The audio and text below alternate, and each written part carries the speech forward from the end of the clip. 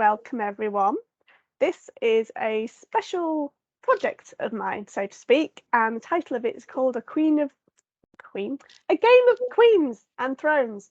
Excuse the ad-lib there. A Game of Queens and Thrones, because it's been inspired partly by the huge success that was the Game of Thrones, and actually I would like to direct that audience to the very real Game of Thrones that was existed in the 11th century between an equally exciting huge cast of characters. No dragons, sadly, but that's fine because I don't think we'd still be around if there were dragons.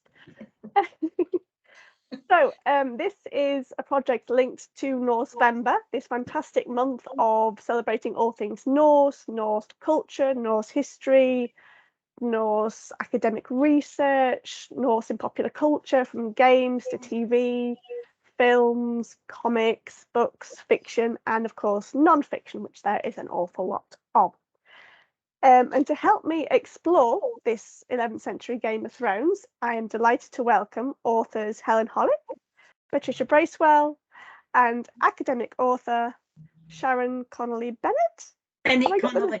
Bennett Connolly, sorry, I always get it wrong. I'm going to blame it on toddler brain. I'm a mum of a toddler, first time toddler, so it's really prolific, the toddler brain at the minute.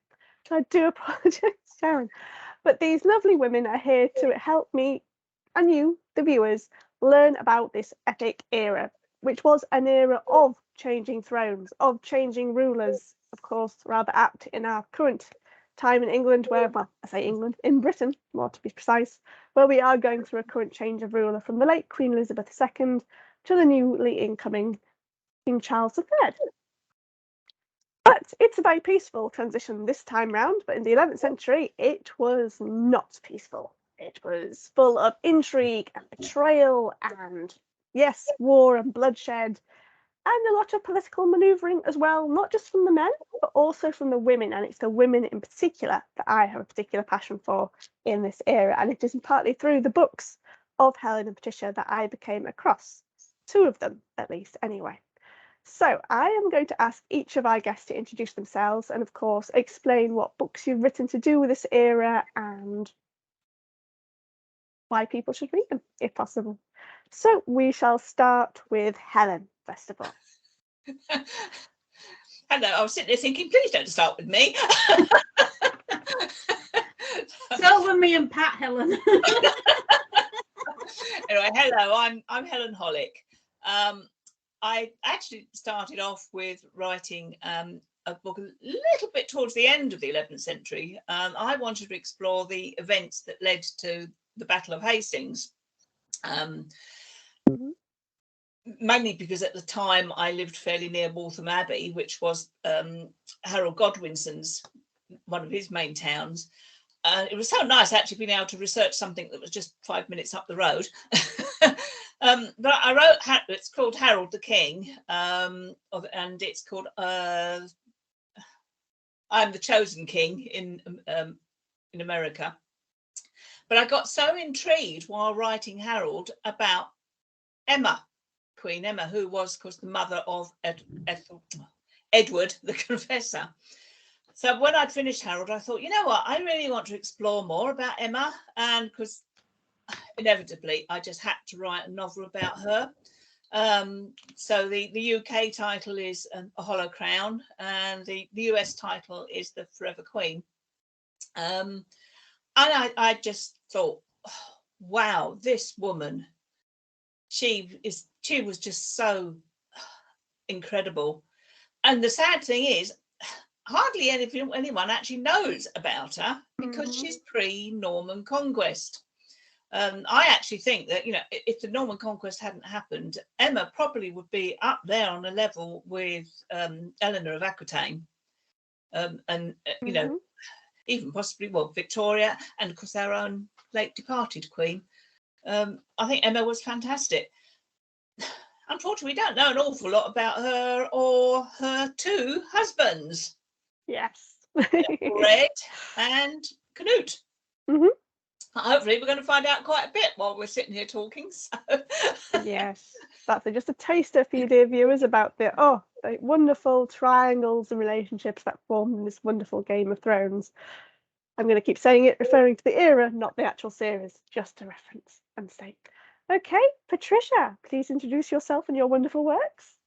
Well, I'm the only one who's greeting you from the United States. I'm a Yank, but similar to Helen, I ran across information about Emma of Normandy, and I thought this was back in probably 2000, the year 2000. I thought, who was this woman who was married to two kings of England, the mother of two kings of England, the great aunt of William the Conqueror, the mother of Edward the Confessor. She was the reason William had a claim to the throne of England. I thought, really, someone should write a book about her. So I thought, all right, I'll write 3. And what I wanted to write about, because I read a book that Emma had commissioned about what she witnessed and what she lived through. But it began with her marriage to Cnut. And I wanted to imagine what happened during that first marriage over the course of my 3 novels. And so that's what I did. I began with Emma's arrival in England, and the 3rd book ended with her marriage to Cnut. So I found that the most intriguing. I'm still pondering a 4th book. And I know I hadn't read Helen's book. I didn't read Helen's book about Emma until after I'd finished my trilogy, because I didn't want her Emma to bleed into mine. But so we've covered a lot of the same ground in our books and in our research. And there you have it. That's it about me. Thank you very much. And now your turn, Sharon, if you would.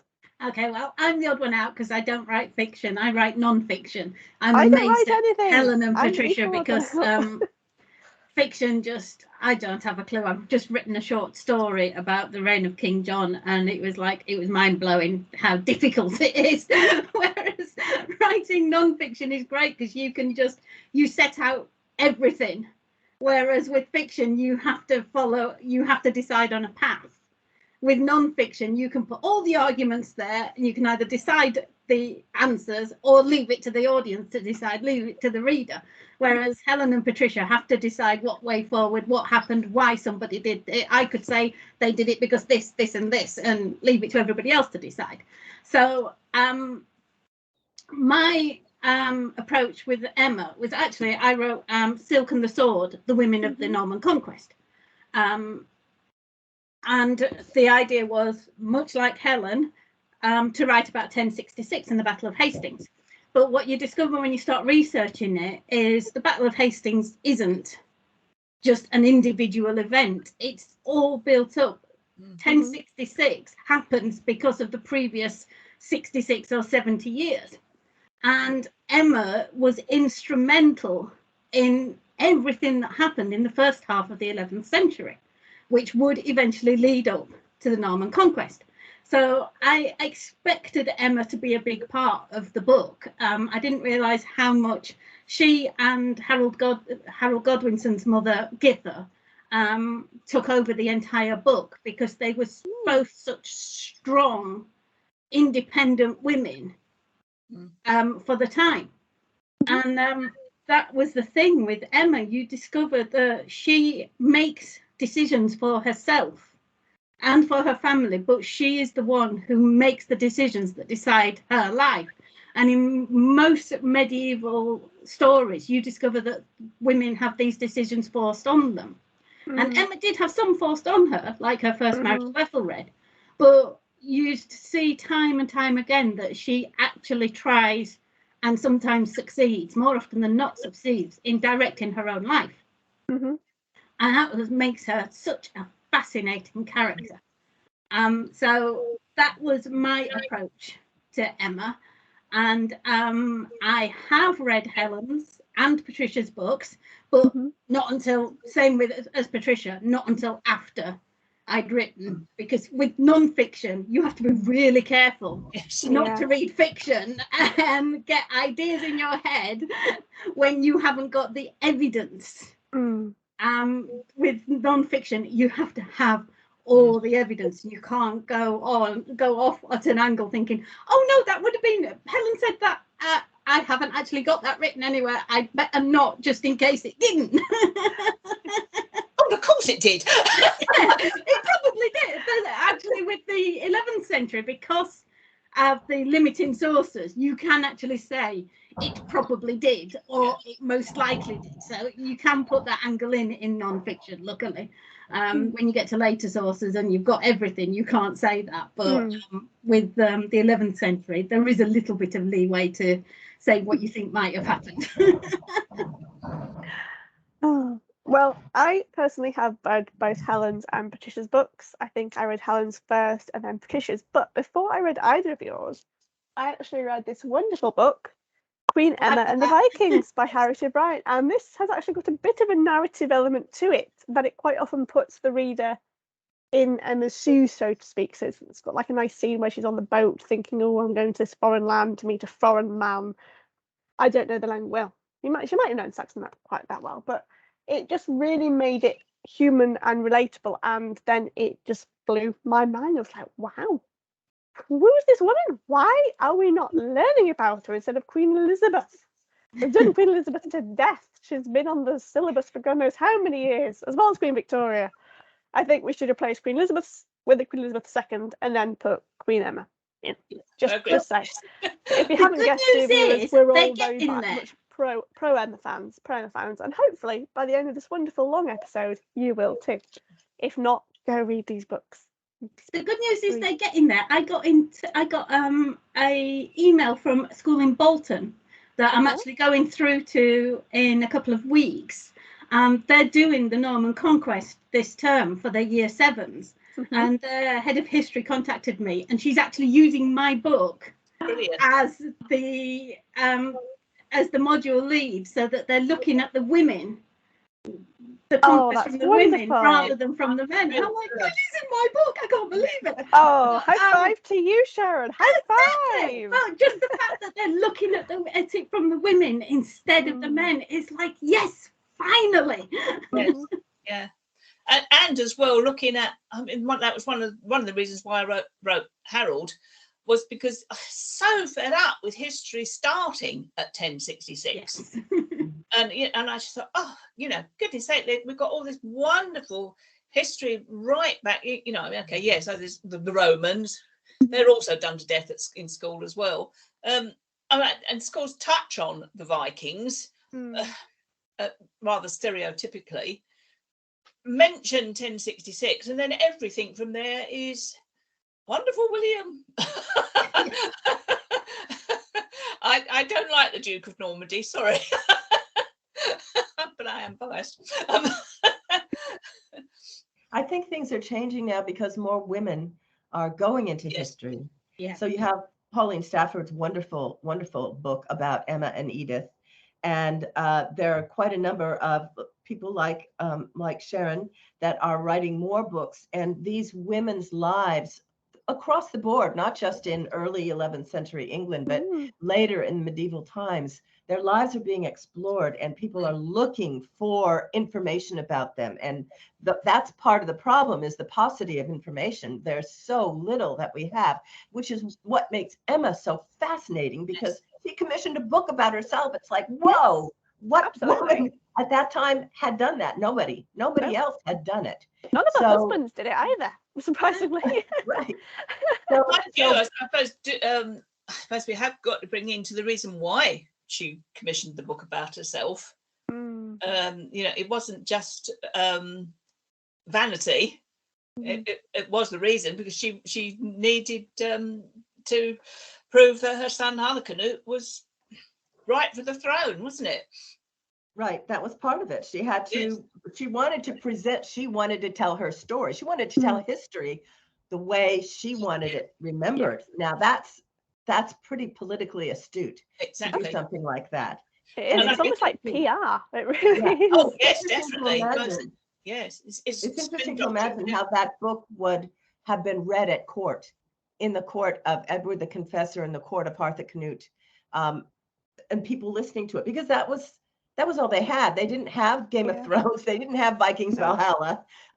They had these stories that had been put down. So, and she likely knew that the chronicles written by the monks were going to traditionally did not paint women in a good light at the best of times. So she knew she was going to get a bad press. So, they do these days. She put her own story out there as well. Yes, To actually set the record straight, because she knew the record was going to be anti-Emma. And I think one of the things that actually struck me about her autobiography, the best way to put it almost, was the fact that she doesn't mention Aethelread. Can't blame her for that. And I find that that was quite good political spin, if you like, because she has to mention Edward, but she doesn't mention his father. It's all from Cnut's point of view. It's and it just struck me as that, why didn't she mention him? And and I came to the conclusion that, well, probably because she couldn't stand him. Well, I thought about that too, and I think that I sort of went the same way, Helen, at first, but I really think that in actuality, politically, it was not a good time to mention Aethelred.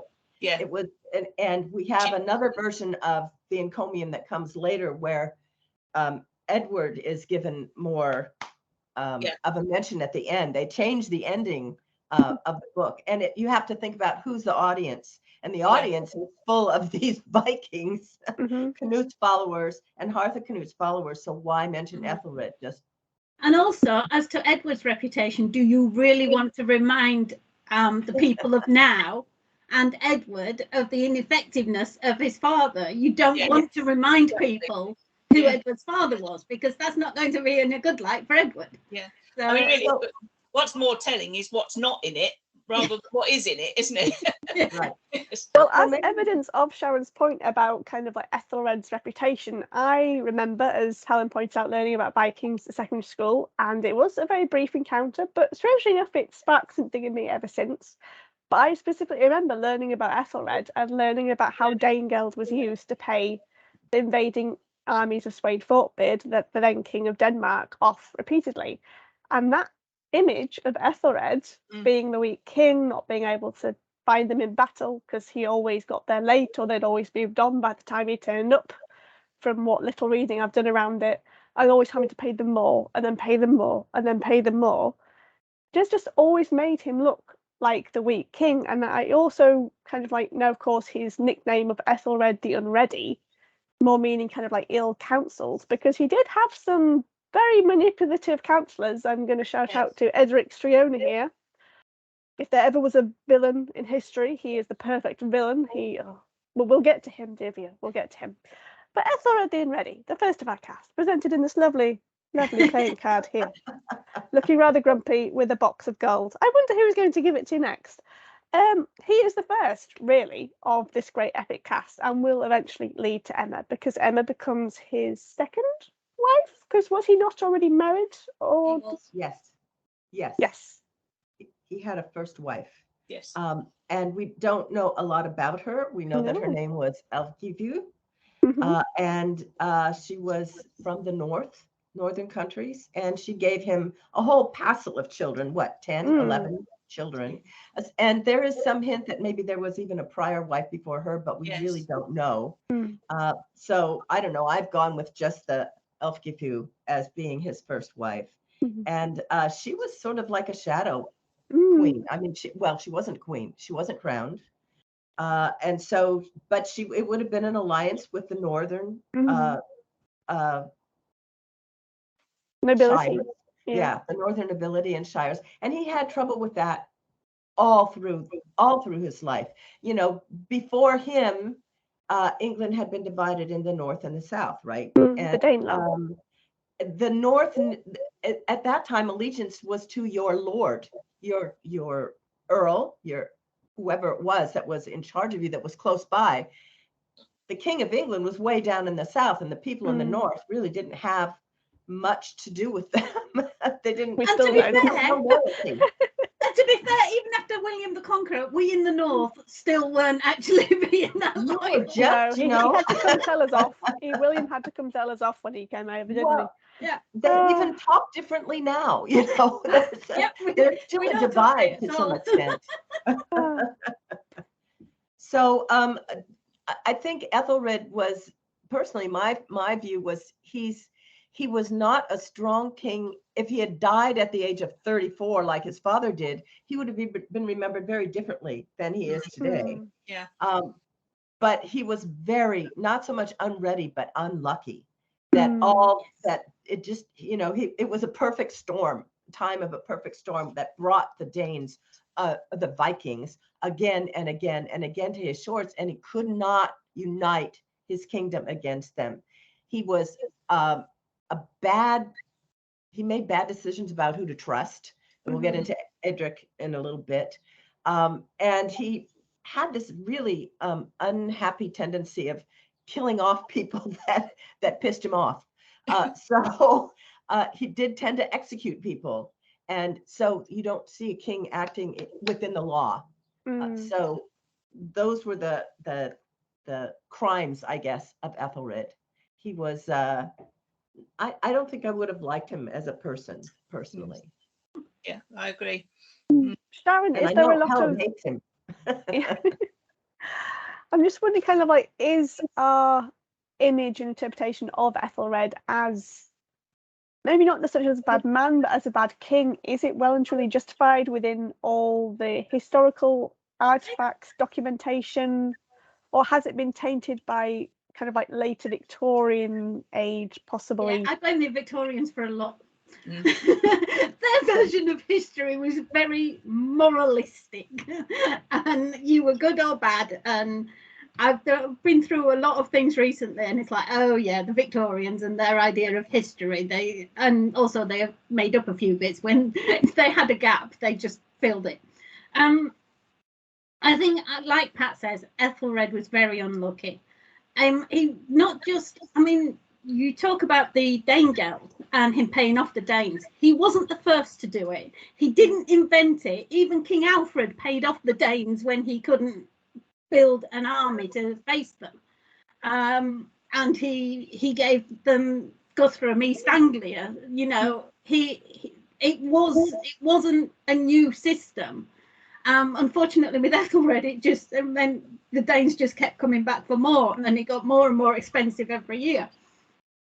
But he was also unlucky in the people he had around him, like Eadric Streona, Thorkell the Tall, who was a Viking who swore to Aethelred, but then decided he wanted to go back to Cnut. And I mean, you have to look at it. Even with Eadric, Aethelred gave him his daughter. He married his daughters to these earls to tie them to him, and they still betrayed him. And usually that didn't. Usually if you're married to the king's daughter, you're sort of on the king's side. So every lord seemed to be out for themselves rather than England, and that didn't help Aethelred at all. He couldn't rely on anybody. And I don't think that didn't help. I want to bring up your comparison to Alfred, because Alfred united, but he had a very much smaller area to unite. He only had Wessex. And really, Aethelred is the first time that we see somebody having to govern all the way from the Channel all the way to Scotland. His father did it, but his father, I think, he was called Edgar the Peaceable, but he was probably a little hard-fisted in order to do that. And he had alliances with the Scottish king and with the Welsh and that sort of thing. Ethelred never, he was doing something new, really, trying to control all of that area. And he just didn't have the wherewithal. There was nothing in place for him to do it. I don't think anybody did at that time either, because you have to remember, communications in those days, everything was done by, you had to get on a horse if you wanted to send a message. Horse and word of mouth. They were travelling vast distances. And you look at when Cnut actually came to power, he didn't rule England. He gave areas of England. He gave Northumbria to, was he Thorkell? I can't remember. He separated them all. He gave Northumbria to one person, East Anglia to another, Mercia to Eadric, which didn't last long. But he knew that you could not be in several places at once. So you had to separate the powers so that they were smaller areas. Even if you were the one in charge, you had to be able to trust others to rule certain areas, because it was such a big land in those days.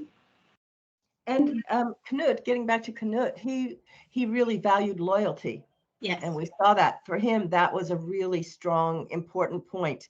And that was the problem with Aethelred. He couldn't find anyone that was really loyal to him. They were loyal to their own connections. Yeah. And so that was a big difference between the two men. And their own self-interest. Yeah. I think as well that the men and the women of the time respected Cnut, whereas Aethelred wasn't respected. Probably I don't know. I think possibly because Aethelred didn't handle things as well as he should, and perhaps he wasn't as consistent, maybe. Whereas I think Cnut, because he had, perhaps, I don't know, did he have an aura more about him or something? But he was more, because he was respected, people, okay, fine, yeah, that's what you want us to do, right, we'll do that. We won't go against you. Whereas with Aethelred, it's, well, blow that for a game of Skittles. So it's, that's what I think in that respect. It is perhaps interesting, kind of like thinking on a very basic level, because did Aethelred ever engage the armies in battle as such? Because I've done very loose reading, and I always get the impression that kind of like he'd send out an army, but they'd get there days after the Vikings had already moved on and gone to their next raiding target, or they'd already sailed away. He didn't ever seem to get that kind of like that first victory, that first step, that first show of might and force. So I'm instantly thinking back to kind of, excuse the kind of like analogy, but kind of like football managers. When you have a football manager and the team doesn't score a single goal in 5 games, everyone's looking to axe the manager and get a new one in. Yes, because they're putting all the weight on the manager. Yes. There was one time where he had his army ready to stop the Danes from reaching their ships, and Eadric talked him out of it. Eadric said, let them go. So we don't know why. And he took an army and took it to near the Isle up to Wales at one point. So those were the 2 times that I can think of that he actually led an army. Of course, we have Britnoff at the Battle of Malden, standing in for the king, and the king would have been very young at that time. And so when he was young, we don't see him as a real warrior king. We don't see him as a warrior king. So yeah, you're right. He wasn't ever able to do that until he came back. He came back from Normandy after he'd given up everything to Swein. He came back, and how did he win? He had Thorkell the Tall with him. He had who was it? The Olaf, Saint Olaf with him. So he had a Viking army, and he went up against Cnut's Viking army, and that was the only time that he was really a winner. There were 2 Viking armies facing off against each other. Yes, and unfortunately, because he died soon after, didn't he? Right. After that, yeah. So it's, I suppose in a way, yes, he was unlucky, but then perhaps it would have been different if he'd had better advisors. Who knows? But you have to work with what you've got. Yes. You have to work with what you've got. And he did try to get them on his side and to trust them, and to get them to trust him by marrying his daughters to them. It's just they still ended up with self-interest.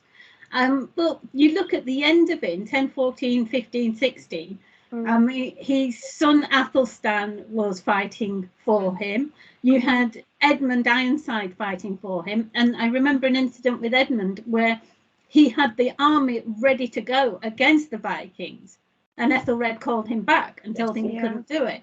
But because Edmund wasn't the king at the time, he didn't have the authority to lead the army without his father's consent. So you have this thing where Aethelred is the one in charge, but unfortunately he's not the one with the backbone. Yeah. It must have been hard for the fighting men at the time who lived in England, because you fought for your lord, right? So you had Eadric Streona, who was the Earl of Mercia. Mercia. So they owed allegiance to him, but he gave his allegiance to Cnut. And you have Cnut saying that he was king. And then you have Edmund saying, well, my dad is king, but the king is in London and not wanting to go fight. So the poor people of England must have just been, oh no, who's king? Who's in charge here? It would have been a horrible time. Okay. For the viewers, I'm going to give a kind of like a playing card 101 roll through of basically nearly a century of how many times England changed kings. So we began with Aethelred. Now, Emma came over from Normandy, and if you don't know this, viewers, Normans are in fact civilized Vikings. They basically won the land of Normandy, settled down, and became an elite fighting force with cavalry. Who knew? But yes, Emma came over from them. It's a part of an kind of allegiance between Normandy and England in the hope that they'd both get each other's backs when the Vikings are harrying their shores. That didn't really work out. They was the Normans, the Vikings used to winter in Normandy, and Ethelred hoped that by marrying Emma, the Normans would not offer the sanctuary to the Vikings. It didn't work. I'm pretty sure the Vikings just paid more money to the Normans and just thumbed their nose up at poor Ethelred. Yeah. Norman is short for Northman. Yeah, exactly. I'm not going to stop my cousin coming here just because you want me to. Yes. I certainly never got the impression that the Normans ever sent, or should I say the Dukes of Normandy ever sent reinforcements to help their kind of like sister in her own realm and domain. No, that never seemed to work, did it? I think it seemed to be more of an agreement of we'll stay out of it. Yeah. Or just getting a family foot in the domain, which did work out to a degree. So Emma married Ethelred. Ethelred already had several sons, both of which we mentioned, Athelstan and Edmund. Athelstan was the oldest, then Edmund the first. Well, Edmund came second. Emma did have two more sons with Ethelred. She had Alfred and Edward. Is that right? Yeah. Edward first, then Alfred. Yes. Yeah. Yes. So you've got Athelstan and Edward, and then you've got Edmund and Alfred. I think They're very generational apart because they're a lot older. Before Emma, I think he had something like 5 sons with his first wife. And one of those was still alive when King Cnut became king, but he didn't survive. Edwy, he didn't survive much long after. Yeah. Understandably. Well, as you may have guessed, viewers, there was a lot of Viking invasions going on during the reign of Ethelred. King Swein Forkbeard of Denmark decided that he wanted to have a piece of England, and so kept coming back and harrying here and raiding there and overwintering and then taking money and going back again. He had his son Cnut with him. He had another son called Harold, kind of like sitting in situ in Denmark if anything ever happened. Eventually, the Ethelred actually... Hang on, I'm trying to catch my history now. Okay, I'm going to let you ladies explain it because you can explain it better. How did Edmund earn his name Ironside, and how did he end up getting... I'm going to guess he was crowned king because he's got a playing card with his name on.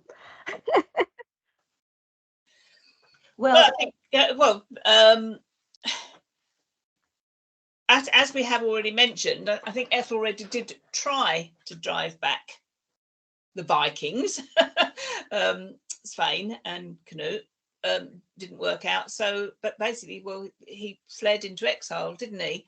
But then, didn't Swein die? Is that why Ethelred came back from exile? Yes. Swein died in February of 1014. Yeah. And Ethelred came, and the Witan had gathered in York in 1014, and they were going to crown Swein king because the whole country had submitted. Ethelred absconded. He went to Normandy, which is, took his Emma and their children to Normandy. But Swein died, and that left nobody in charge. Cnut was there with an army up in the north, and Cnut thought that he was going to be king because he was Svein's heir, right? His brother Harold was in Denmark, so he was going to get Denmark. So what was left for Cnut? It was England. Well, the Witan did not agree with that, and they sent a message to Aethelred and said, please come back, but be nicer to us than you were before. And so he said he would. So he came back with, as I said, a Viking army and gathered men, the Anglo-Saxon army as well, presumably, and they went up and drove out Cnut's army. They left. They went back to Denmark, and they cut off the noses and the ears of the hostages that they have, because that was all part of making peace. You gave hostages to say that, yes, you will be king, and which is what they had done with Swein. They were Svein's hostages, and they had turned against Swein and Cnut once Swein died. And so those hostages were mutilated, which didn't make people love Cnut very much, I would imagine. One thing I want to point out that happened during Ethelred's reign, two things. He made the huge mistake of the St. Brice's Day massacre, where he went in and ordered all the Danes in England to be killed. Now, they probably weren't all the Danes in England, because the Danelaw was full of Danes, but probably several shiploads of Danes who had been raiding in the areas where they had settled. And that turned Swein Forkbeard against him, because one of the women that was killed was Svein's relative. And so that made Swein decide that he was going to not just raid England, but he was going to get rid of Aethelred, and he was going to take over.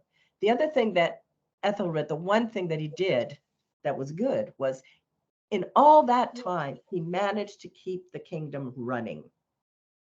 That the infrastructure of England still existed despite everything that went on. We still have culture, we still have laws, we still have charters being given, we still have the machinery of government continued, which is kind of amazing when you start to think about it, because given all the raids and what happened with the Vikings coming in and trying to disrupt everything, they still managed to continue. So at this point in 1014, Cnut is gone. Ethelred is now back on the throne. He's driven out the Vikings and all the little patches of Vikings that had been settled in England by Cnut or by Swein. And now he's ruling. And that lasted for a year. In 1015, Cnut came roaring back with another army that he gathered. And then we have the setup between Ethelred and Cnut. And Ethelred had gathered an army and was going to fight against Cnut, and he got sick. And then that leads us into Eadric Streona. What do you want to say about Eadric, ladies? Oh, Eadric, such a lovely man. I wonder if he actually counted how many people he stabbed in the back. Yes.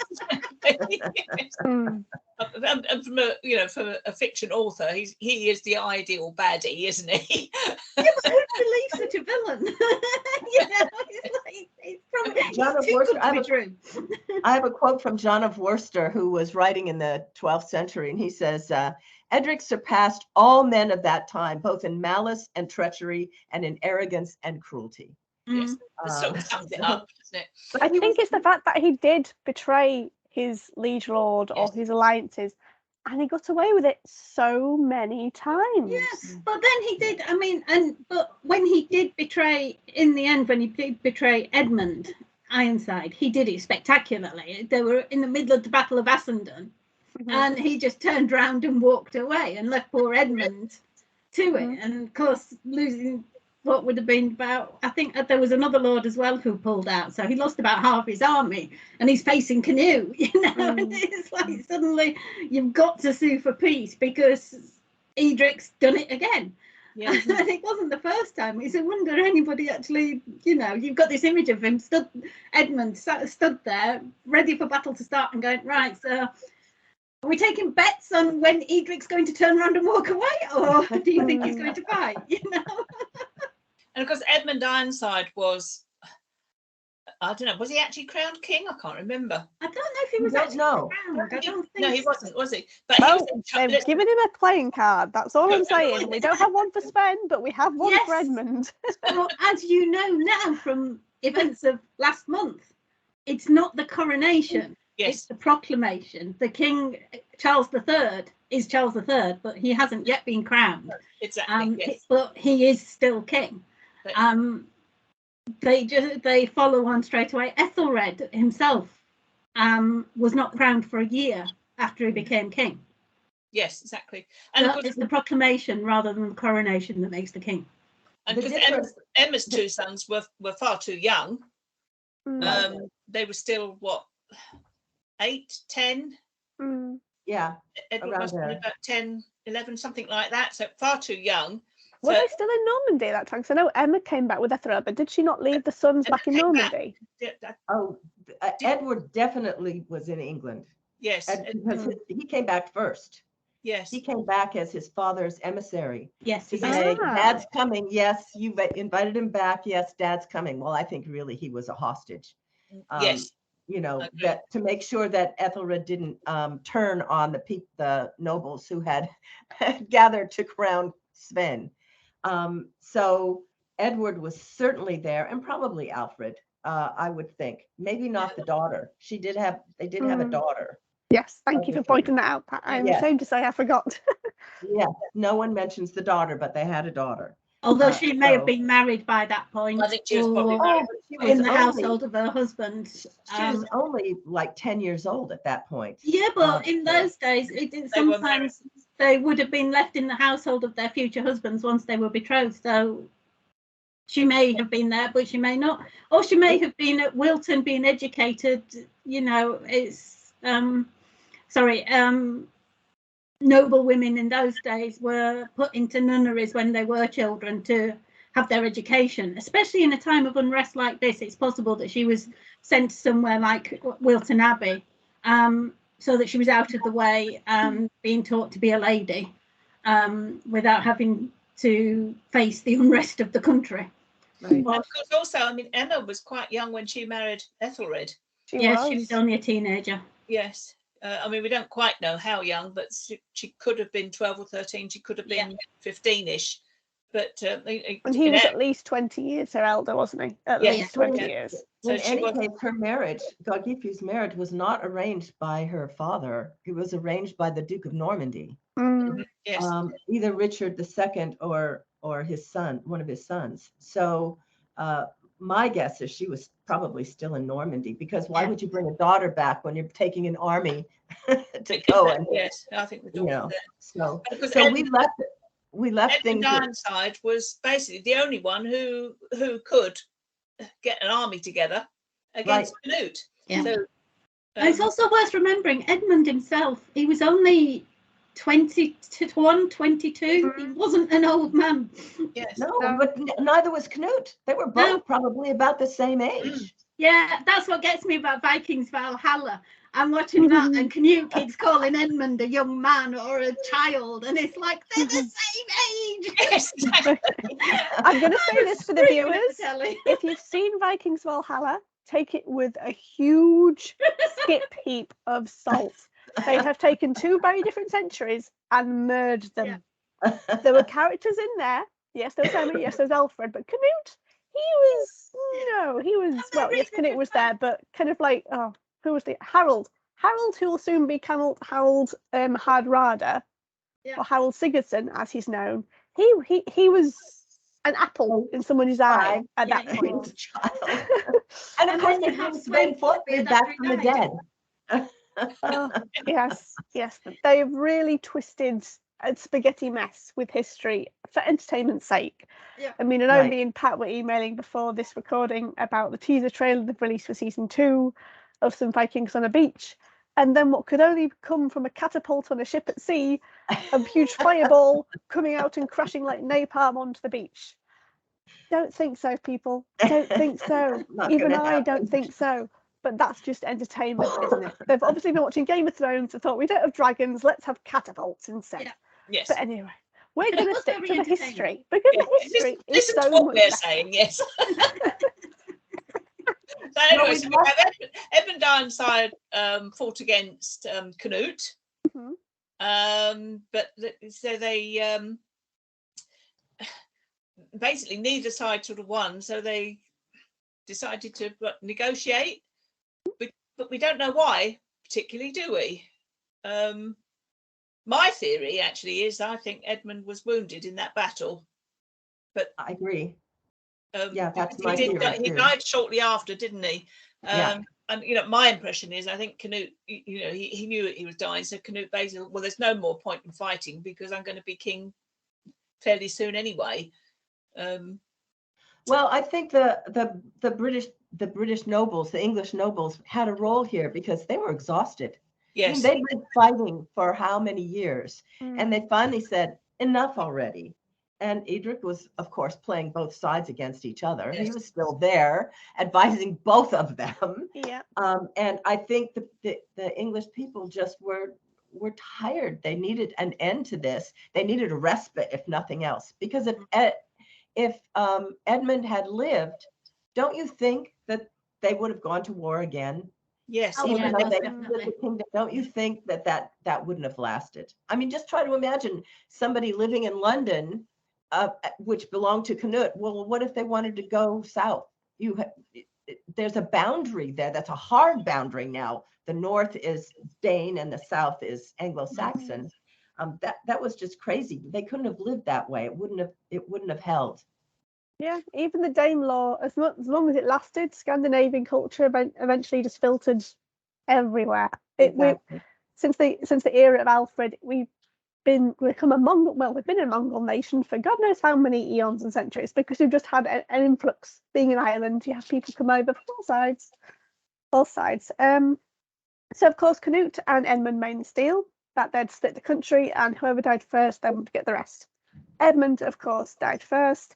So Cnut then became the King of England, and unfortunately they've made him the Joker card. Don't ask me why, but they have, which I think is rather sad.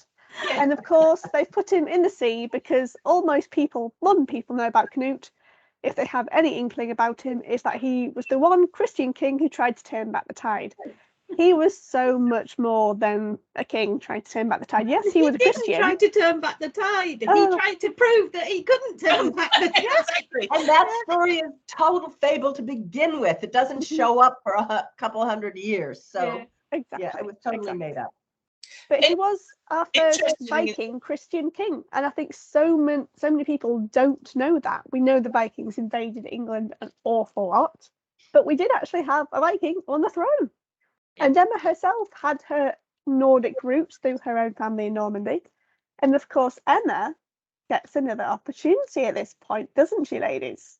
And no one really knows whether it's Cnut who asked her or whether she asked him. Because she had a lot of familiarity with the nobles and could help him steer them better. But eventually they decided, you know what, let's hook up. Let's become the epic power couple that I absolutely love them and admire them to be for. And so we have Queen Emma again, but to a different king. But she does get the agreement that her sons with Cnut will then precede her previous sons with Aethelred. So whatever sons she has with Cnut will take over as heirs, not to Edward and Alfred, which of course, understandably, pissed off Edward, which I can totally get. And because he was sent back into exile, him and Alfred went back to Normandy, and he stayed there for many years. 17. Yes. And because he became more Norman really than English. Yeah. Which then had that knock-on effect when you come up to 1066, of course. But I mean, this is one of the things that we don't know. Was it Emma's idea to marry Cnut or his idea to marry her? I think politically, though, it was a sensible idea on both parts. Exactly. That's the thing. For Cnut, it was a symbol of the continuity of the English monarchy. You know, Emma knew England. She'd been its queen for 16 years. So it made sense to Cnut that he had her as an advisor. It made sense that he had her there as the symbol of continuity for England, so that he was not so much the invader He was the invader, but he could claim to, you know, well, Emma's on my side, so you guys need to be on my side as well. And for her, it was the chance to carry on being queen. Security, she was safe if she was his wife. And you see all through Cnut's reign, she was trusted by him. Yes. She was trusted to hold the money. Yeah, we had an era of peace with Cnut Yeah, and Emma, a exactly. peace that the people of England hadn't had under Aethelred or Edmund before. And they were remarkably successful, I like to think, as a ruling couple. Had Cnut not died, who knows what else could have happened. But there was also, unfortunately, one other tiny little fly in the ointment. We've forgotten about her, haven't we? Sorry, I do apologise to Aelfgifu, wherever you are of Northampton. Yes, Cnut supposedly, a bit like Ethelred, had a previous wife, or at least a previous commitment to a particular woman. Still had a wife. still had a wife. Aelfgifu, but almost always known as Aelfgifu of Northampton. Am I correct? Because she didn't really have a surname or a place of that, but she came from like the rich Midland lords, so she had a lot of wealth behind her. In those days, you didn't really have surnames, so location was like Ethelred's first wife is known as Aelfgifu of York. So location seems to be, you're either known by your location or your father. So now you say that, I've been calling Emma of Normandy for however long this recording is going on. Exactly. Yes, and yet she was Queen of England. So she should be the Emma of England, shouldn't she? But in that sense, or actually Aelfgifu of England, because when she married Ethelred, her name was changed to Aelfgifu. It seems to be. I was just going to say that. Unfortunately, they've all got the same name. Is it right because some of the Saxons couldn't quite pronounce Emma? However, Emma was in Norman. That's what I've read somewhere, and it always. No. Aelfgifu was a saint, and she was a royal saint, and so it was important that Emma be perceived as part of that royal group, Anglo-Saxon group, and this was not unusual at all. There were other women who married into another culture. They would take the name of that culture. Okay. You see it even later. You see Edith of Scotland marrying Henry I and becoming Queen Matilda of Scotland. Yes. And even the Empress Matilda, before she married, she was it Adelaide? She wasn't called Matilda when she was born. She had another name, and then when she married, she was made Matilda because it was more acceptable in Germany to be a Matilda. And actually, that hasn't changed. Well, even now, actually, because Queen Elizabeth II's father, his real name was Albert. Yeah. Because once he became king, he chose to be known as George. Yeah. And because there was speculation about whether Charles would keep the name Charles or change it, but because he has kept it and he is now King Charles. Well, but he did say, I remember the report a good few years ago, probably when he and Camilla got married, he said he was going to be King George.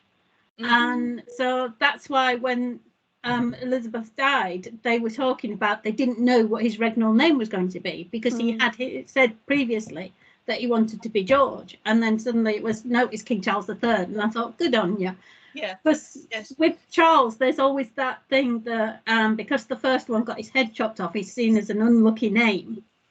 It's like, why, you've got no King Johns anymore. There's never been a John II, either in England or Scotland. Yes. The one in Scotland fared even worse than the one in England.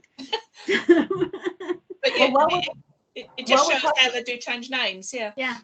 While we're talking about coronations, before we get to Aelfgifu, I want to talk about Emma's coronation, her second coronation. Yeah. And Colleen Stafford has written quite a bit about that and about the ordination ceremony, and she thinks it was changed at the time that Emma was crowned her second coronation. And she talks about how this was the first time that the ordination ceremony affirmed queenly power openly. And she was anointed as regal, paralleling the king in some, not all of his functions, but it really gave her that idea of being a peace weaver, of being a woman of power, much more than had ever happened before, and certainly more than is probably going to happen next year when Camilla is crowned queen, because the queen has become more of a, and the king too, have become more of a figurehead. But back in the 11th century,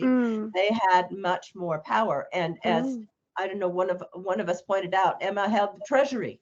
So this was significant.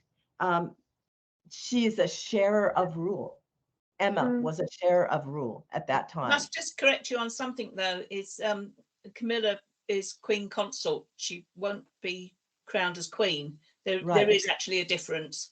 Right, and that word was not used with Emma. She was. It hasn't been used with any other queen.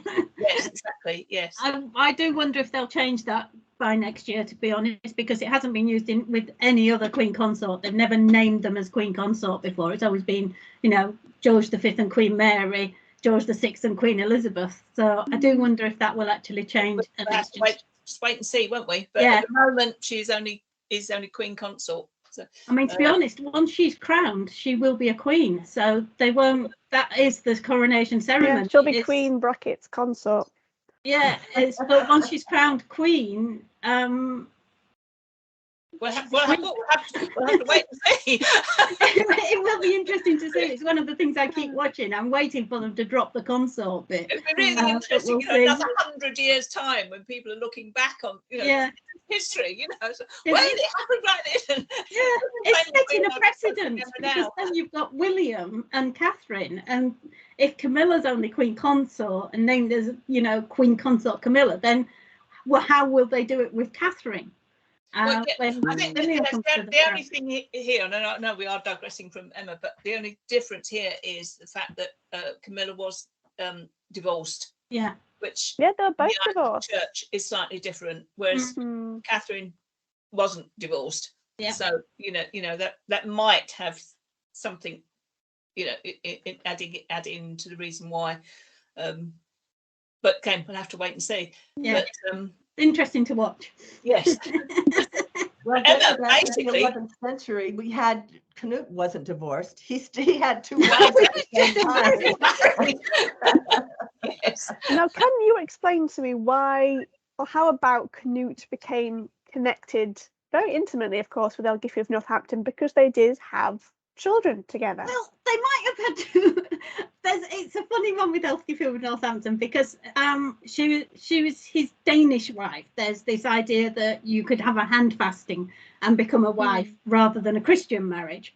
But also the Anglo-Saxon Chronicle particularly cast doubt on Aelfgifu giving Cnut either one son or both sons, and even there's suggestions that Harold particularly was the son of a priest and possibly not even Aelfgifu's son.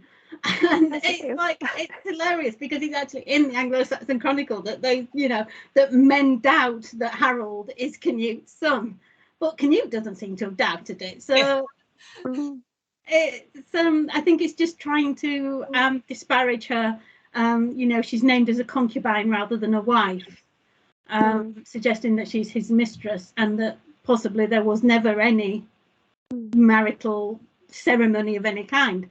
But Cnut actually gave both the sons of Aelfgifu, Swein and Harold,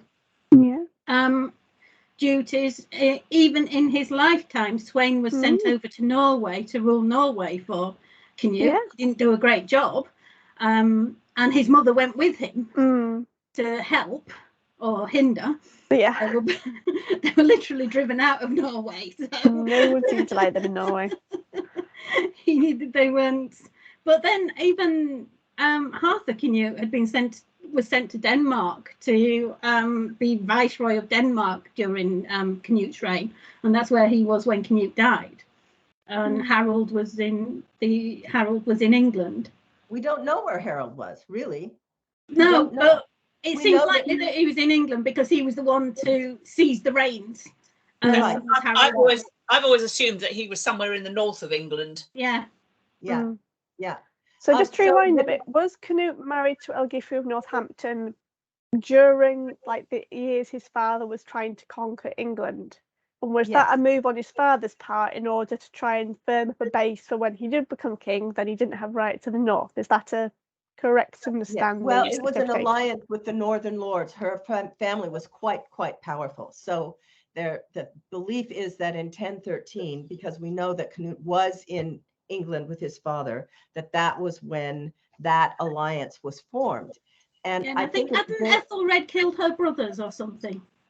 Aethelread, and this becomes really important for later on, because he has back in 1006, her father had been killed by Aethelread or executed, and her brothers had been blinded. Yeah. And we'll come back. I want to hold that thought and come back to that later, because I think that's important for much later after Cnut is dead. But I kind of lost my train of thought here. Aelfgifu, because that family group was probably pretty pissed off at Aethelred because of what had happened to Aelfgifu's father and brothers, they bound themselves to Cnut through this marriage with Aelfgifu. But was it a marriage? And later on, when her son Harold tries to claim the throne, and we have the Anglo-Saxon Chronicle saying, well, no one is really sure if Harold was Cnut's son, and everyone seems to blame Emma for that story. I don't think it was Emma. I think it was the priests who saw that as not a Christian marriage and didn't want a son who had not been born in a Christian marriage ruling the kingdom. I think it was the church that started that little. Although, to be fair, Emma did forge quite a number of good alliances with churchmen and churches, because a lot of charters, don't they, support her kind of like gifting land or money or donations. I mean, I personally think, what now, you'll be able to correct me on this, lady. What's the name of the church that's got that beautiful prayer book, or that book of souls that's got that lovely illustration of Cnut and Emma and their hands up touching a Bible? Winchester, yes. Winchester. Why did I not think of Winchester? Winchester is very special. Hopefully, dear viewers, after this, you will go and make a pilgrimage to Winchester and go find one of the boxes with many bones in, if it's back on display. They were studying it for a number of years, because there is a box in there that's got both half the Cnut's and Emma's bones in. Yeah.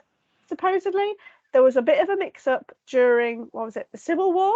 The Civil War, where rioters went into the church, scattered the bones everywhere, out of the caskets, and some poor person tried to gather them all up, but probably got them all mixed up. So it'll be interesting to know if they could work out whose bone was who and actually form a complete skeleton. I think they've worked out Emma, because as far as they know, she's the only woman buried. So they've got Emma's skeleton. Interesting. But the others are there as well. So they'll be able to figure out Harthacnut's. If they've got Emma's and Cnut's, they can figure out genetically that Harthacnut would be connected to those two. So to have those three skeletons on display would be a dream. Just that saying, would be dear Lord, powers up there. Let's just see if make it happen. Well, let's get back to the 11th century. Yes. Backtrack. So, of course, there was Aelfgifu of Northampton in the background with her own allegiance to Cnut, and I guess it would be fair to say that she herself, a bit like Edward, Emma's son, being a bit pissed off about this new marriage, this new king and queen on the throne, and she's wondering, well, what am I doing? What have I been doing all these years, Cnut? Because she's portrayed, at least in your books, both Patricia and Helen, kind of like the key manipulator, the other woman. She has her own ways of manipulating men to get what she wants and pulling on the strings in a bit more of a kind of like almost like a sassy way, compared to Emma, who often just goes through the church and is kind of, well, she's always depicted as being more correct in her way of obtaining things. If you look at it from Aelfgifu's point of view, you can't blame her, can you? No, I agree. I don't blame her at all. Somebody with more land and power is like, all right, you've given me all you can. Now I'm off to Emma, but I'll keep you in the background just in case. But then you do also have to put this into context of that was accepted then. Yes. You know, I mean, she wasn't ever going to be queen. Yeah. And you also have to remember, it wasn't the only. Cnut wasn't doing something that was totally unique. Exactly. When you look at in 1066, you look at three of the protagonists: William, Harold, and Harold Hardrada. And out of those three, only William was married to one woman. Yes. Harold II had two women, and Harold Hardrada had two women. And I was just going to say this. I mean, up until 1066, Harold Godwinson had his common law wife, who we now commonly called Edith Swanneck. When he was crowned king, he had to put her aside to take another lady to become crowned queen. So this was, I mean, it was almost the norm for Saxon England. But I think Aelfgifu, she must have known this. So it didn't come as a surprise in that sense. But I reckon she was all out for, okay, I know I'm not going to be queen, but I should do my damnedest to make sure that my son becomes king. And I think that's where the differences lie.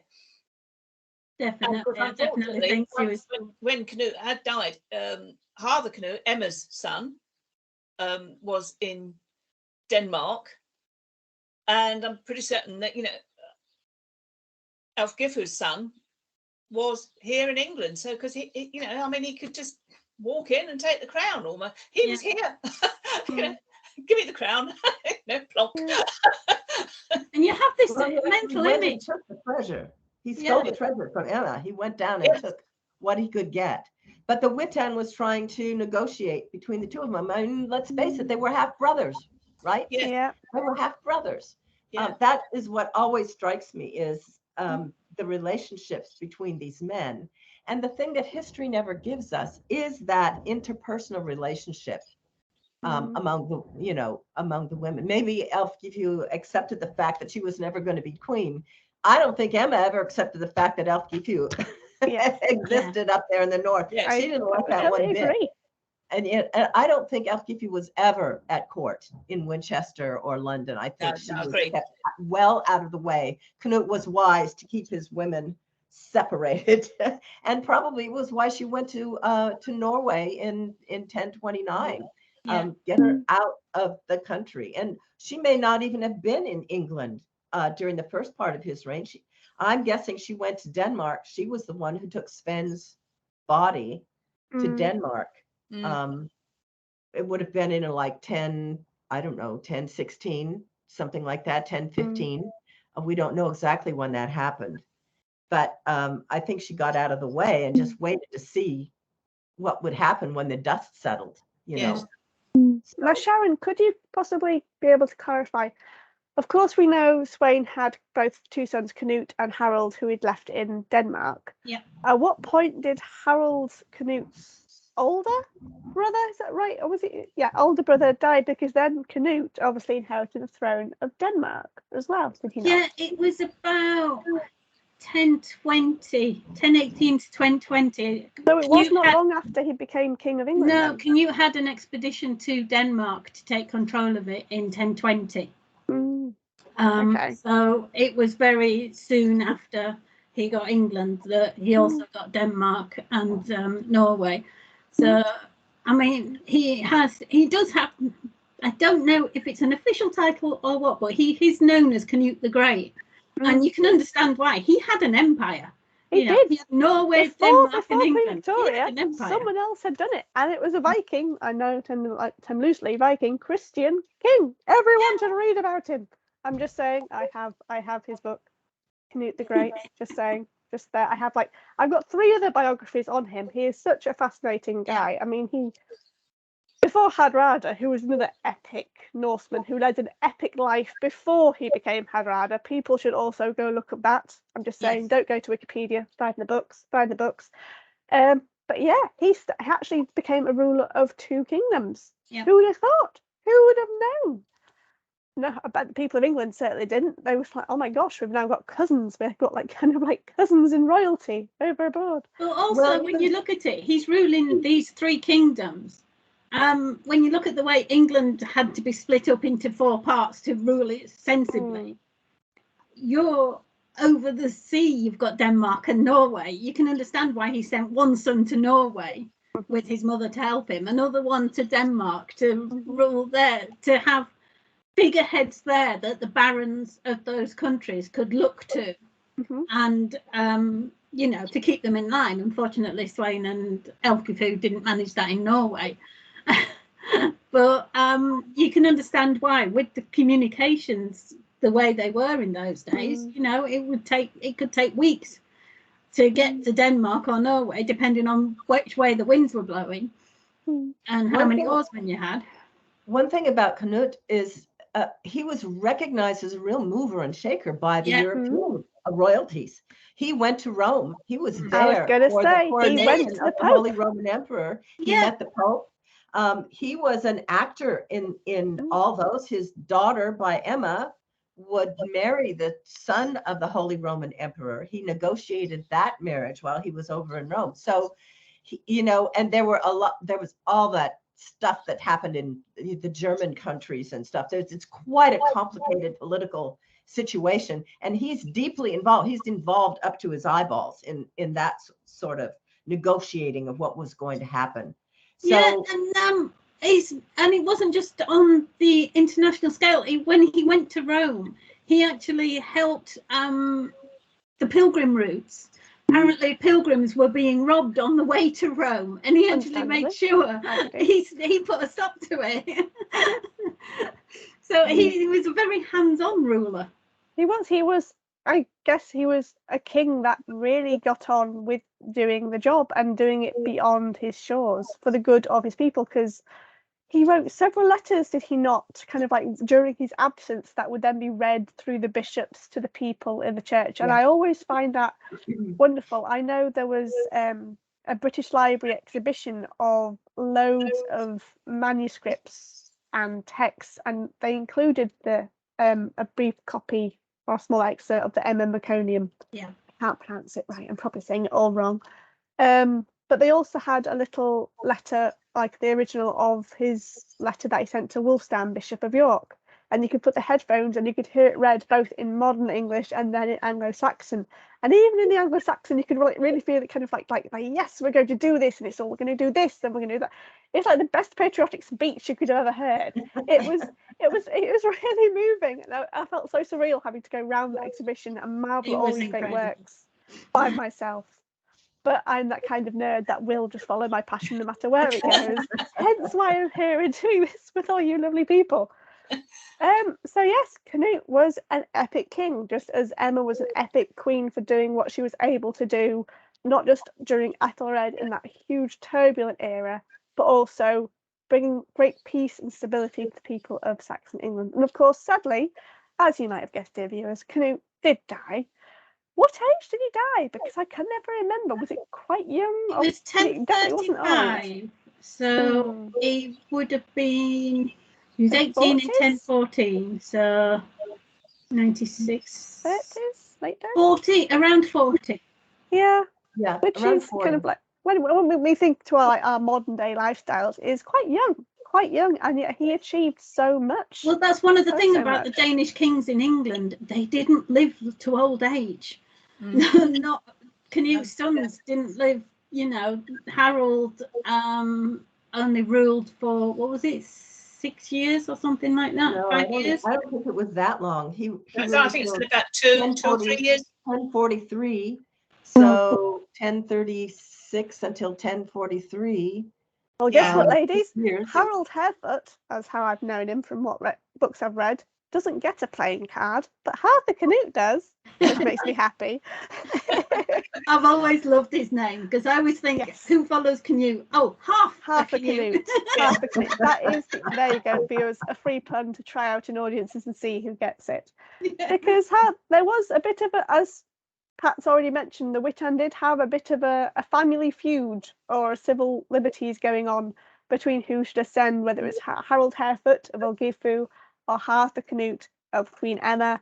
Of course, we know who the women were supporting. They were supporting their own sons, as you would. And Harold Harefoot did take it for a while, but then how did Harold Harefoot lose it? Did he die? So sensibly, the Witan decided that Harold would have the north, Arthur Cnut would have Wessex, and his mum would hold Wessex for him, based at Winchester. So Emma kept Wessex. Harold had the rest. Arthur Cnut was still in Denmark. Yeah. So Emma had Wessex until Harthacnut came back. Unfortunately for Emma, Harthacnut wasn't in a hurry to come home. So Harold decided that he would make a play for the whole of England, and the Witan decided that he might as well have it because Harthacnut's not coming home. So the man actually in possession of the land gets the land.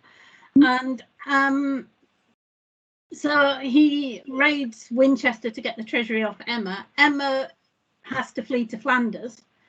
Don't say that too many times. And leaving Harold Harefoot with England. Unfortunately, like I said, Harold, none of Canut's sons lived even as long as their father did. Harold, by 1040, I think it was. Yep, 1040 is what the McLean card says. Right. Harold died in 1040. Just as Emma and Harthacnut were planning an invasion. Harthacnut's navy was in Flanders, ready to invade England to claim the throne. And they heard you have left out a little bit. Exactly, actually a lot.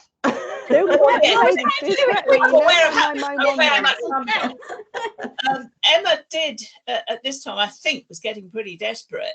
And of course, don't forget, she's got two other sons, Edward and Alfred, who are in Normandy. And I think there came a point when she sort of realised that, well, you know, Harthacnut was quite happy with Denmark.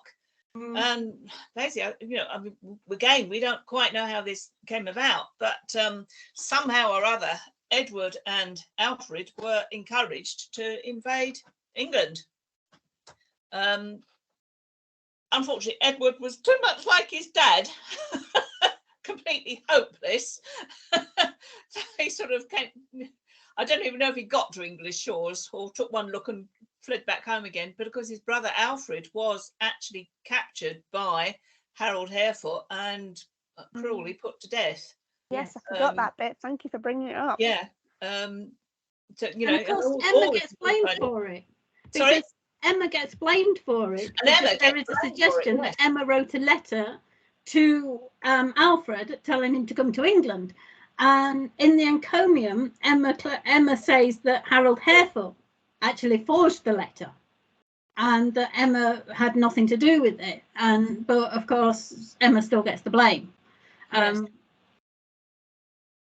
I'm tempted to agree with Emma and think that it was forged, and I don't see why she would risk Alfred coming to England and being captured by Harold if she wasn't sure of the support, and she definitely wasn't sure of him getting enough support.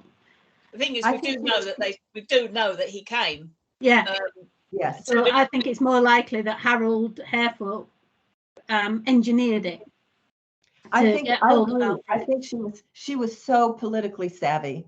I think she was quite aware that there wasn't the support for Aethelred's sons at that time. She really was dependent on Harthacnut to come. That it was a Danish court at that time, and everyone wanted a son of Canute on that throne. I think we're not giving poor Harthacnut enough credit. He was really unlucky in his half-brothers, because his half-brother Swein had been driven out of Norway, and now Magnus of Norway was trying to take over Norway and was attacking Denmark. And so he was fighting him on that side, and across the water, Harold was taking his throne of England, which was the Witan wanted Harthacnut to be their king.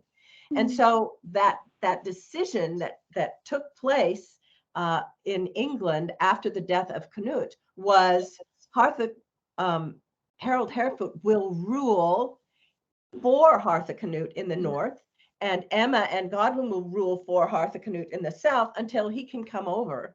And according to Emma, the bishop Elfin, I probably have the wrong name, but one of the bishops said, I'm not going to crown Harold until while Emma still has living sons. So she had the church on her side, even though eventually the nobles decided we can't have a divided kingdom anymore. We have to have one kingdom. And so they bowed to Harold.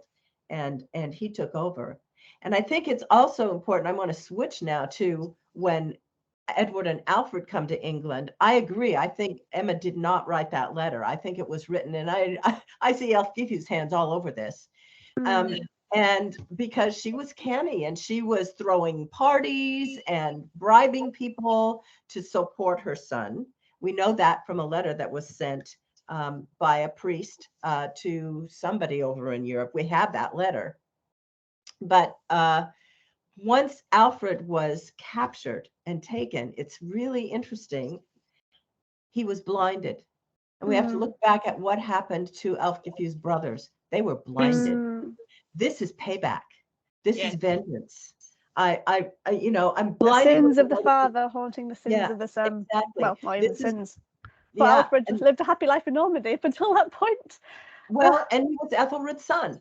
So you blinded Aethelred blinded my brothers. I'm going to blind Aethelred's sons. And I really think that was a piece of what was happening there. Although it's true that one way to prevent somebody from claiming a throne is to blind them. They, you know that was done. Not just by that happened more than once. So that, I mean, it brings that whole backstory back right to the front when we see that. The other thing I wanted to point out that I've never seen anyone point out, if you were a 25-year-old, 30-year-old young man living in Normandy, you've got a bunch of buddies around you, you've got arms, you've been trained to fight, and you find out that the guy who's kept you from taking your inheritance for 17 years is dead, and mom is sitting over there with a treasury. What's going to prevent you from getting on a ship and seeing what you can do? They didn't need a letter from anybody to convince them to go over to England and see what they could get. And don't forget that, I mean, they've been living in the Norman court, so you know they weren't just idling their time in a little farmhouse somewhere. That's right. And Edward saw himself as King of England. Yes. Yeah. Had since he was 12. And they must have built alliances, because when Edward did come but went home again, he had something like 30 ships. I mean, he did have an army behind him, even though he didn't use it. And so, you know, they had people supporting them, people who thought enough to actually go with them to claim England. And you do think, you know, in 1066 William had the same. He had people there to claim England with him, because you promise them land, promise them riches, and they'll come with you. Alfred had support as well. He came from Boulogne, where his sister was married to the guy that was in charge of Boulogne and that whole area. So he had support from there. So Emma had quite a nice family network going on, all spanning out. She could have conquered the world if she had enough sons. She would have sent them everywhere. But just coming back to actually one of the forgotten point, because I know, Pat, you pointed about how Cnut almost inspired or at least rewarded loyalty. And I would like to round off the wonderful ending of Eadric Streona, everyone's favourite villain, because he did betray Aethelred and Edmund a number of times. And he did linger on a little bit when Cnut and Emma came to power, but I will always remember reading the particular passage in Queen Emma and the Vikings about how it described that Cnut told him in basically a way kind of like, you've been disloyal too many times, I don't believe or trust you anymore, and thus off with your head. And I thought that was just beautiful poetic justice. And I like to think that Emma was there watching it all and just smiling and thinking, you finally got it. Because she probably would have been aware of all the ill advice he was filtering through to her first husband, Aethelred, at least, because she would have probably been counter-arguing against it for what attempts she could make to persuade the mind of that particular king. We have to remember that Eadric turned on Cnut as well. Partway through, you know, he went back to Edmund, and everyone was kind of saying, Edmund, you're not going to trust this guy, are you? and he did. He must have either had the arms to justify people wanting him to be there, or an ever like a Loki like silver tongue of persuasion. He did. He was both. He's smooth tongued. He was Wormtongue from Lord of the yeah. Rings. I'm just going to say it. That's basically Eadric, and he but had the not army. as And grim. if you need men to fight against Cnut, you'll take the men. Yeah. So. I mean, Aethelred hired Vikings to hired Vikings. When it comes to fighting, you just need to get the numbers. And I often wonder if Eadric hadn't been so disloyal, would Edmund ever eventually have had the edge to defeat Cnut once and for all? And if he had, that would have changed our history forever. It really would. There's a lot of times, isn't there? A lot of ifs in this period. I mean, really, just to end up with almost that Harthacnut eventually did become king of England, but he died again tragically as a young man. 2 years. That's all he had. And because that meant, of course, that Edward was the only son left alive. The eldest son left. Edward the Confessor became king. And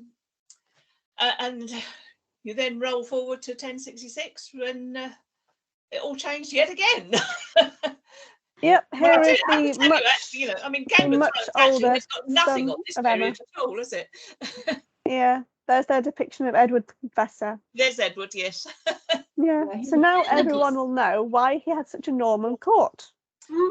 Yes. And of course, Harthacnut actually brought Edward back to England a year before he died. He set up Edward as his successor, even while he was still alive. So whether or not he knew he wasn't going to marry or he was ill of something, it's like he knew that Edward was going to be his successor, even though he was still a young man himself.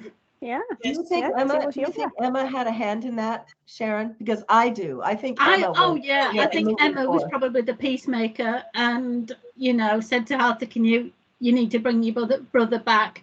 You haven't got a wife and child yet. The Witten could have also demanded it after dealing with the whole Emma and Aelfgifu and Harthacnut versus Harold Harefoot. They probably didn't want to do the whole family counselling sessions anymore. Well, it was probably also as a sign of for confidence for England. It's always a difficult time if a king hasn't got a successor. An obvious successor. Henry VIII would be the one to explain that to you, how much you needed a son. So, seeing as he hadn't got a son, if he had Edward there physically showing that he had a natural succession, and also one that could possibly heal many rifts in England because he was English. And as well, I mean, Harthacnut had his own problems, as we have said, back in Denmark. Yeah, and Harthacnut wasn't very nice by all accounts. He was, was it Hereford? He put to the sword because 2 of his tax collectors were killed. He raised heavy taxes. He wasn't a popular king in England. So Edward being there might have also helped his popularity problem. I wonder if Harthacnut would have had possibly under advisement from his mum, as always, is Emma in the background of things. Well, you'd have to, wouldn't you? This woman has been in England in a position of power since the year 10,002. Pretty much, she had 40 years of experience. You've got to use that. Yeah, and who doesn't listen to their mum? Especially when you spent most of your life in Denmark as well. We all get into trouble. That's the. Well, I do have to say, you say who doesn't listen to their mum. Well, the one person who didn't listen to his mum was Edward the Confessor. I mean, he basically would have nothing to do with her. You can't blame him. I mean, didn't he eventually force her to basically retire to a convent after all that time? Not to a convent, I don't think. I never went into a convent. Yeah, to Winchester, to her own house in Winchester. But there was this scene when Edward did come to the throne that he and his buddies, including Earl Godwin, rode all the way to Winchester to seize the treasury from his mother. And basically as a symbol of I'm taking control and also I don't trust you, mother. Not that she had anyone else to give the treasury to. And it's a certain sign of Emma's power that he needed 3 earls and a king to come and get get that treasure and say, okay, enough, Mom. Mm. You have enough money and land to support yourself. Stay. But then he changed his mind, and she was brought back to court. And so it's interesting to, and I think Emma was probably involved in the decision about who he would marry. Oh, definitely. So Definitely. Well, that's what made me think about Arthur Canute, because I wonder if he didn't have any of the underlying health reasons or wasn't particularly worried about his own existence. Maybe he saw himself going back to Denmark, finding a queen for himself there and ruling Denmark, and leaving England to be ruled in his stead by Edward. Because he couldn't have ruled both countries alone. He would have had to have someone. And that's what they stand had in for been him doing. somewhere. So that actually, makes total sense, doesn't it? Mm.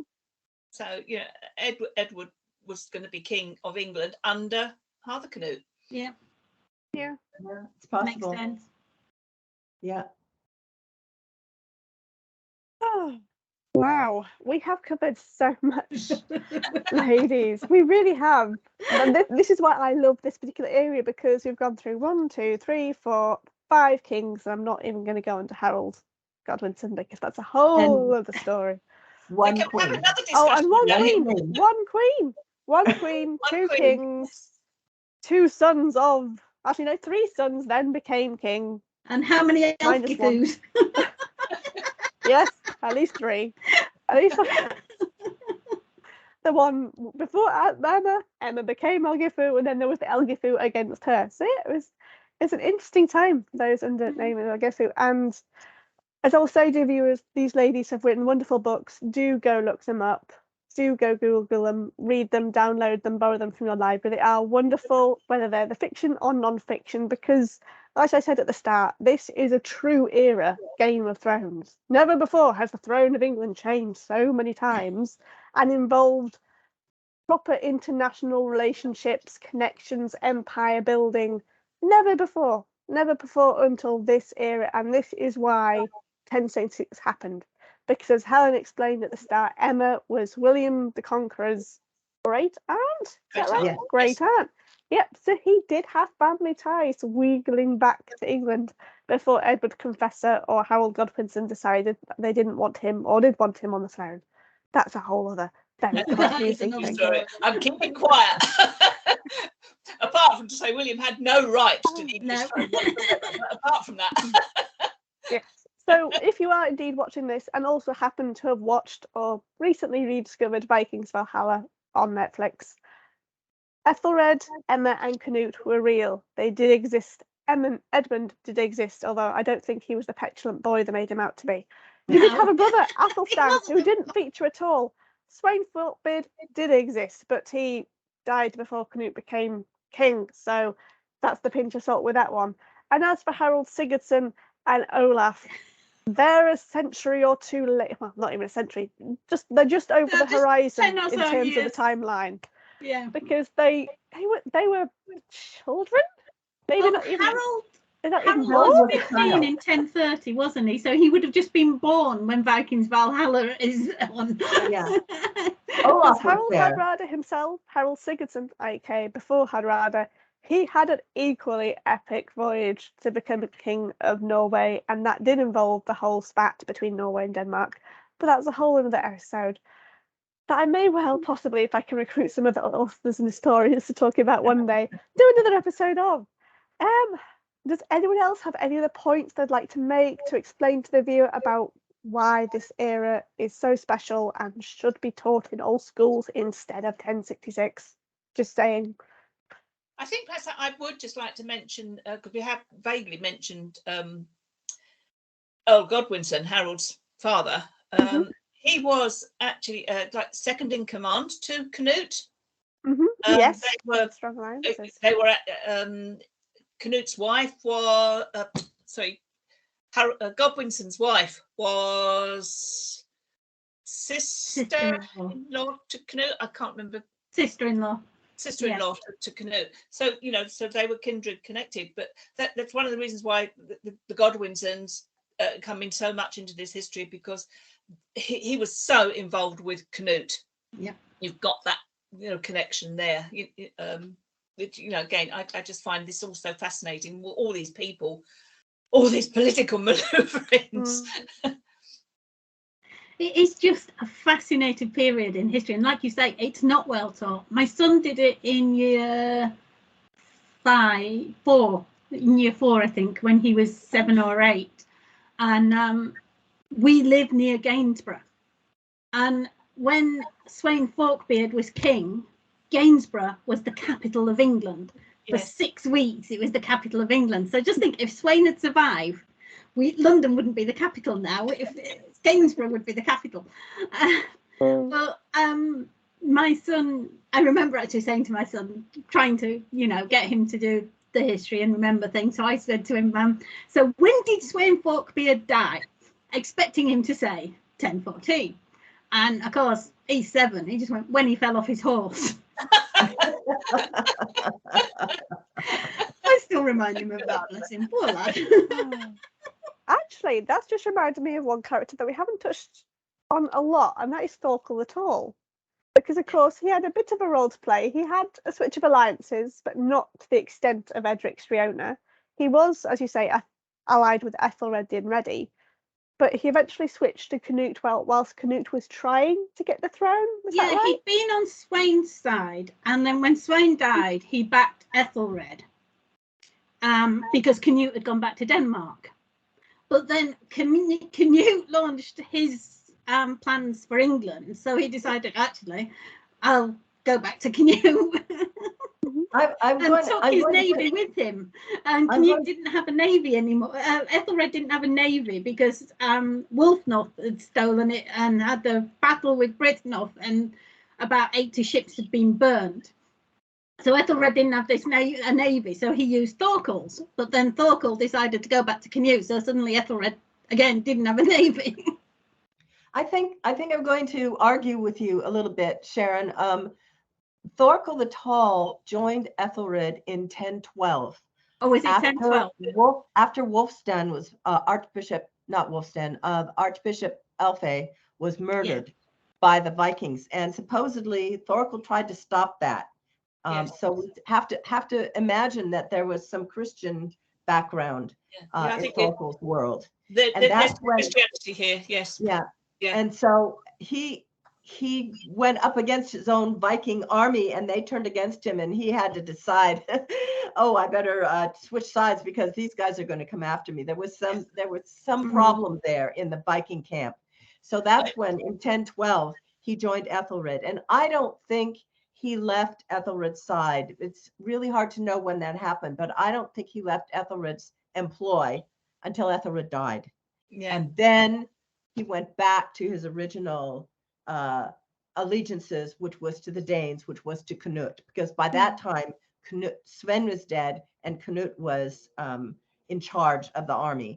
And so don't forget then as well, at that time Cnut wasn't particularly Christian then, but they were still pagan, as with his father. It's when he converted to Christianity. Cnut was baptized. His name was Lambert. When he was a little baby, his mother was Christian. Yeah. So I think, both Sweyn and Cnut and probably Thorkell, they had allegiances in they both had directions. been, the Vikings had been Christian for about 100 years, 50 years by this point. It wasn't Norse religion against Christianity. They were all Christians. Yeah, I think, at least the elite. Yeah. The elite in Denmark. Yeah. I don't know about them. Even in England, you had some pagan beliefs. Well, yes, still going on. But we still have pagan beliefs. And so, we still have Wicca and that sort of thing. So anyway, so Thorkell, he was not the kind of guy that I think switched allegiances the way. He didn't turn his back on somebody when they really needed him, which is something that Eadric did over and over and over again. Oh, yes, I get the impression that Thorkell would have made an oath of some kind, and he, like most noble Vikings, or at least when Vikings are depicted nobly, they're always oath keepers, and they have huge hatred for any oath breakers. That's right. That's the general impression that I got. That's right. That's right. And the oath was so important in those days because you made it on a relic. And of course, that comes into play in 1066 when Oh, no, William says, I know, I was going to say that, but you also have to put that into context of, yes, the oath made on a relic was important, and this is one of the reasons why William said that Harold had broken his oath. But there's a big, huge but here. Yeah. Harold was forced to make that oath, but there is also a greater oath above that. Your oath was to your loyalty to your lord, and in return the lord gave loyalty to his men. So Harold was in this position where he had to make this oath, because if he didn't swear to William, he, or at least his men, would be put to death. So it was his honour to stick up for his men, let's say. And I think this is part of the point with Streona, is that he did not have that loyalty. Again and again and again.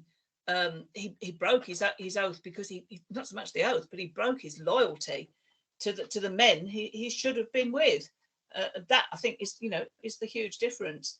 And Harold would have known also that he was making the oath under duress. He would have known that it wasn't valid, that he could get the church to turn around and say, no, you're okay, you were forced to do it, otherwise you'd be killed. Exactly. We know that's acceptable. You'd already given an oath to Edward, so you couldn't actually, in any fees, William couldn't expect you to hold on to an oath when you've already given your oath to Edward. Yeah, and yet Streona knew perfectly well that he was breaking his oaths. Yeah. Again and again and again and again. That he could get away with it. Yes. That he would have excuse, have his lies, his alibis. I mean, I'm thinking now on a really common level. I'm like, imagine you're a soldier in Eadric Streona's army. You say goodbye to your wife. You say, oh, we're going to go fight the Vikings. And then you come home early and just like, did you win? It's like, oh, no, we didn't fight. And what kind of tension would have created all these little families of all these men coming home early because they hadn't gone and fought for their lord? I often wonder if there was... I mean, he probably installed some kind of strictness or maybe even a sense of fear among his men to not have anyone challenge him. But then maybe that's the way society was. You couldn't challenge them. Streona's men had given their loyalty to him, so they actually had no choice. He would either say, well, today we're fighting the Vikings, but tomorrow we're going to go off and fight, and they would have had no choice. They would have had to have done what he said.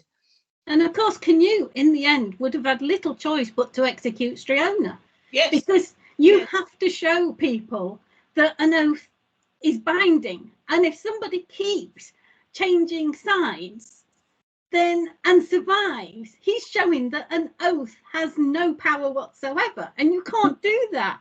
Exactly. So as soon as he was no longer useful, he had to go, and he had to go in a violent way. Otherwise, everybody else could have just turned around and said, actually, I don't want to be your oathman anymore either, so I'm going.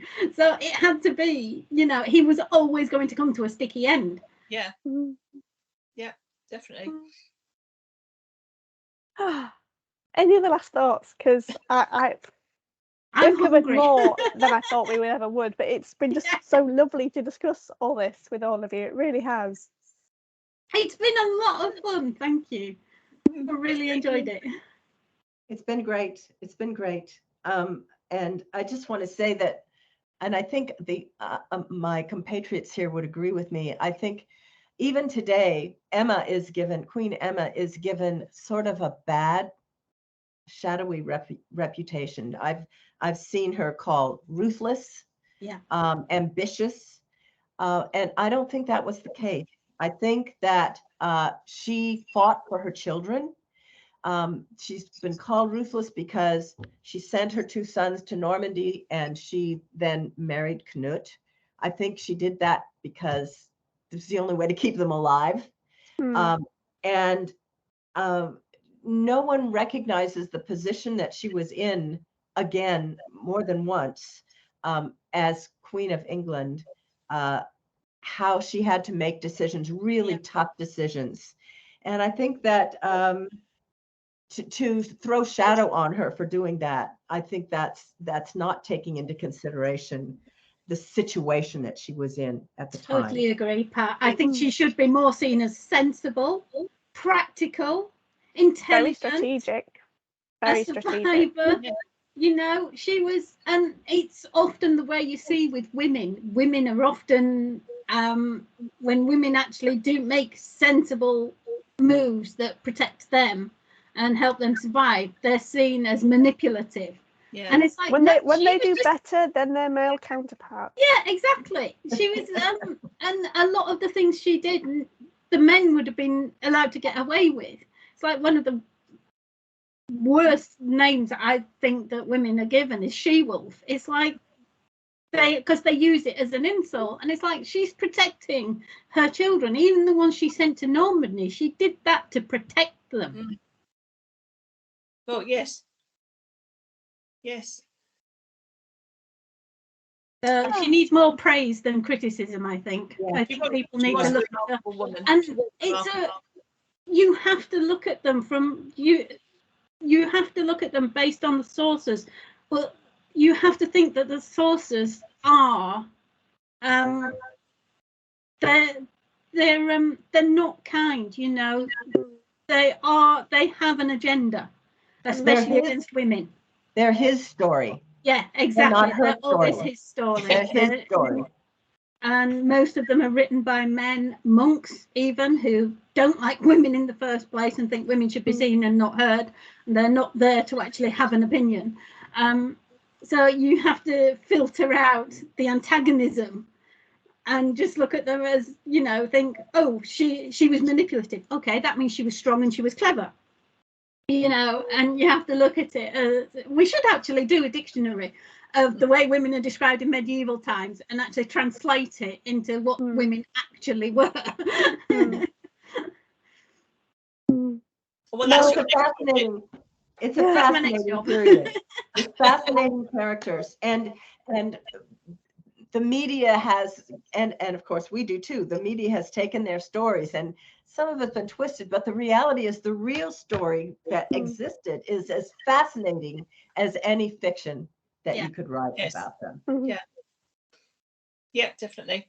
Well, thank you so much to Helen, Patricia, and of course to Sharon. You've been such wonderful guests and co-hosts on this wonderful, big, long, joint monologue of this truly amazing 11th century period. And it is, as I think the title justifies says, a game of thrones and queens. Because if it wasn't without the women, and I am kind of counting Aelfgifu in this one because I know we didn't really acknowledge her as a queen because she didn't really get crowned as such. Although she did assist in trying to rule Norway, but that didn't work out well. And Vikings Valhalla has made her a queen, but she wasn't one, just to clarify. This is why I think this episode is important, because viewers of Vikings Valhalla will finally have encountered them. They'll be wondering, were these women real? And hopefully our little joint episode has set the record straight in many ways. As I've said several times, please, dear viewers, go read the books, go buy them, go find them, and Sharon's as well. I haven't got Sharon's yet on my shelf, but it will be one day soon. And find out the facts for yourself, because it is truly remarkable, and it's far better than Vikings Valhalla and Game of Thrones combined there. I've said it. The mic has been dropped. Oh, thank you so much to everyone, and thank you, dear viewers, as well, for tuning in for the near 2 hours of this episode. We do hope you've learned a lot. There is a lot going on, but as I repeat, buy the books, read one after the other, and it'll all make sense. It really will. It really will. So thank you again for watching, and happy Northember to everyone. Thank you. Thank you. Bye.